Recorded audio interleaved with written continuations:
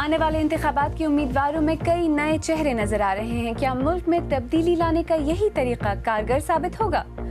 BBC Urdu کے programme سیربین میں خوش آمدید. ہمارے لنڈن اسٹوڈیو سے میں ہوں عالیہ نازکی اور میں ہوں ارم گیلانی.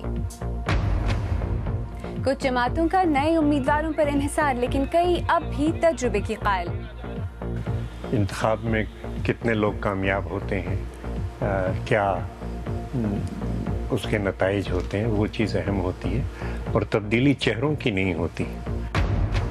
برما میں روہنجیا مسلمانوں پر بودھ لوگوں کے خوفناک حملے، لیکن پولیس کھڑی دیکھتی رہی. ان موضوعات کے ساتھ ساتھ پروگرام میں یہ بھی شامل رہے گا: زندہ پکڑے جانے والے بوسٹن بمبار پر فرد جرم عائد. داغستان میں رشتہ دار کہتے ہیں کہ مذہب کی طرف رجحان امریکہ میں ہی ہوا. انتخابات کے لیے سیاسی امیدواروں کے ساتھ ساتھ بزنس مین بھی اپنا لاہے عمل تیار کر رہے ہیں.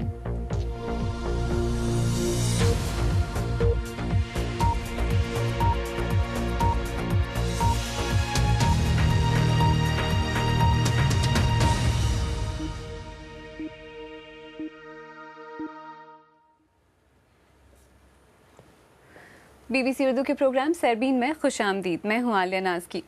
پاکستان میں آئندہ انتخابات تبدیلی بمقابلہ جمود کی بنیاد پر لڑے جا رہے ہیں. ویسے تو کئی جماعتیں تبدیلی کا نعرہ لگاتی دکھائی دے رہی ہیں، لیکن عوامی تاثر کے مطابق اس وقت پاکستان تحریک انصاف کو تبدیلی اور انقلاب سے تعبیر کیا جا رہا ہے. تبدیلی کی علامت کے طور پر تحریک انصاف نے 80% ایسے افراد کو پارٹی ٹکٹ جاری کیے ہیں جو ماضی میں کبھی بھی میدان سیاست کے کھلاڑی نہیں رہے. لیکن کیا یہ نئے چہرے روایتی سیاستدانوں کے آبائی حلقوں میں اپنی جگہ بنا سکیں گے؟ لاہور سے شمائلہ جعفری کی رپورٹ. یہ لاہور میں قومی اسمبلی کا پہلا حلقہ NA 118 ہے. شاہدرہ کے اس علاقے میں تحریک انصاف کے امیدوار ہیں حامد زمان، شہر کی ایک نمایاں کاروباری اور فلاحی شخصیت. لیکن سیاست میں تجربہ صرف اتنے ہی روز کا ہے جتنے دن انہیں تحریک انصاف کا ٹکٹ لیے ہوئے گزرے ہیں. پہلی دفعہ ہے 59 سال کی عمر میں کہ میں نے سیاست میں قدم رکھا ہے.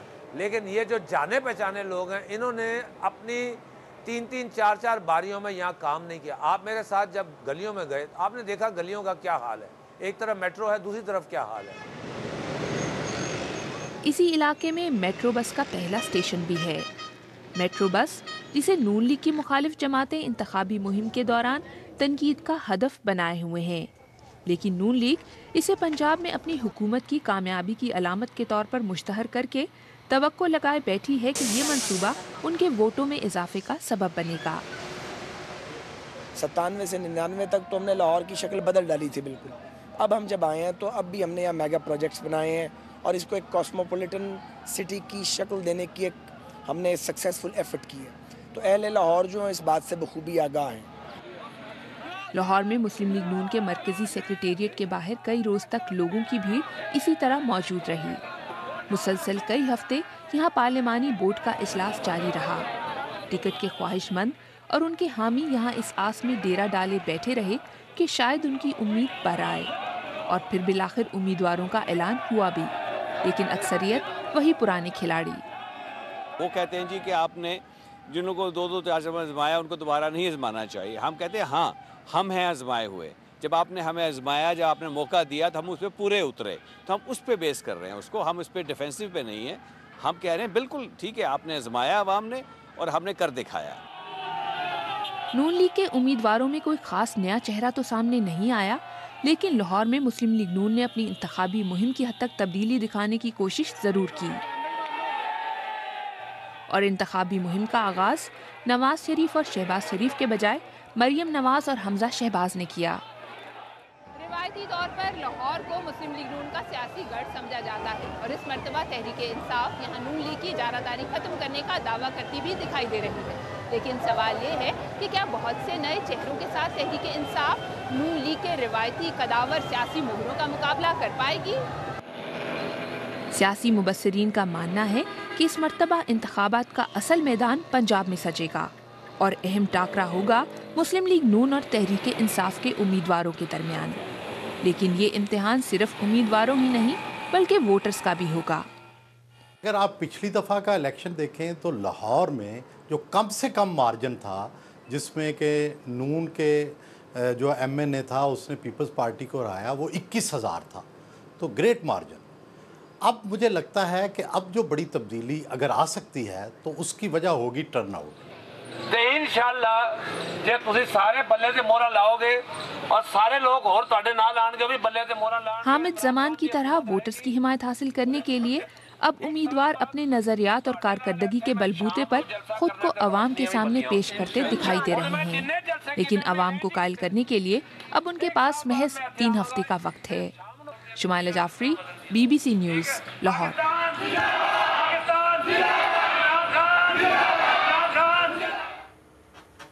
اسی بارے میں اب سے کچھ دیر پہلے میں نے کراچی میں پاکستان پیپلز پارٹی کے سینئر رہنما تاج حیدر سے بات کی اور ان سے پوچھا کہ جن نئے چہروں کے سامنے آنے کی بات ہو رہی ہے ان سے کس حد تک تبدیلی آ سکتی ہے۔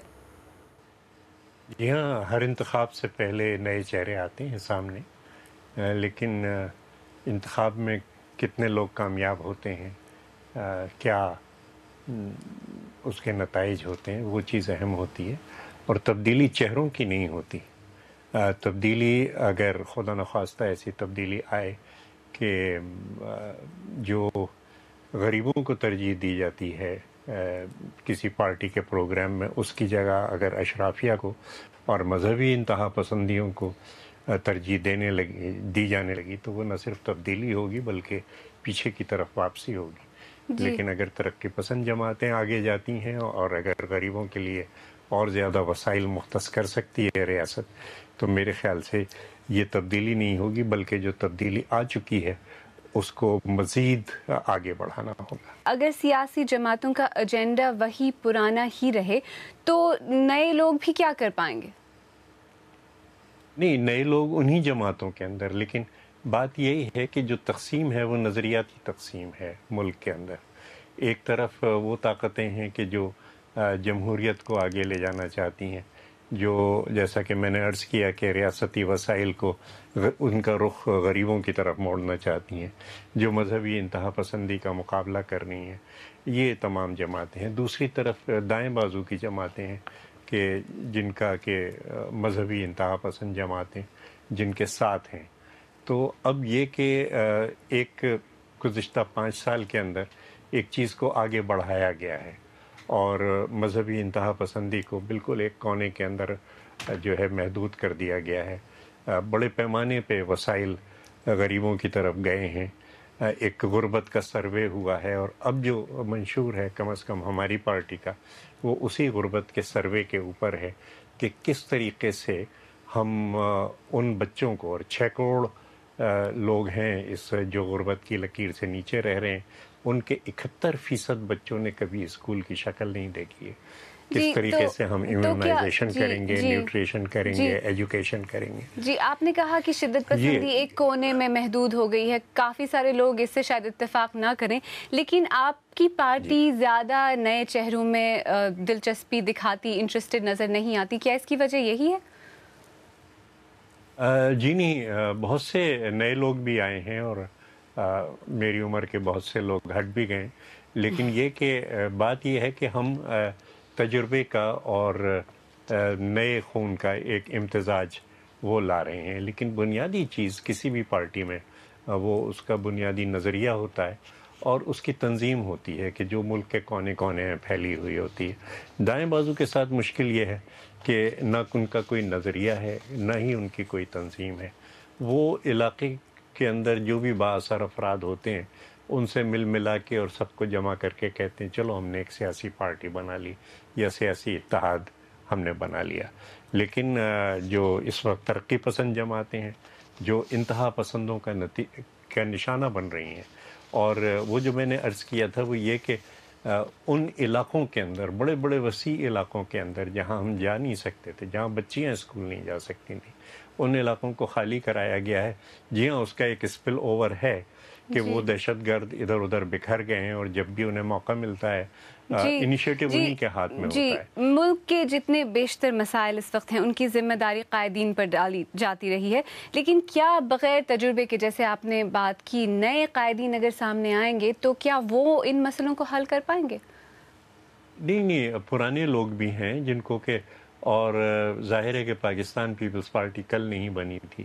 ہم نے ان مسائل کا سامنا کیا ہے, ہم نے بدترین مصیبتوں کا سامنا کیا ہے, ہم نے قربانیاں دی ہیں, شہادتوں کی ایک طویل فہرست ہمارے سامنے ہے, اور ہمیں یہ اندازہ ہے کہ کس قسم کے مسائل پیدا ہو سکتے ہیں. لیکن جو مسائل تھے جسے انگریزی میں کہتے ہیں the worst is over, کہ وہ تمام چیزوں کو روک کے اور ایک چیزوں کو رخ پہ ڈال دیا گیا ہے. کراچی سے یہ تھے پیپلز پارٹی کے سینئر رہنما تاج حیدر, جن سے میں نے کچھ دیر پہلے بات کی. ہمارے ناظرین کسے ترجیح دیتے ہیں, تجربے کو یا پھر نئے چہروں کو؟ ارم.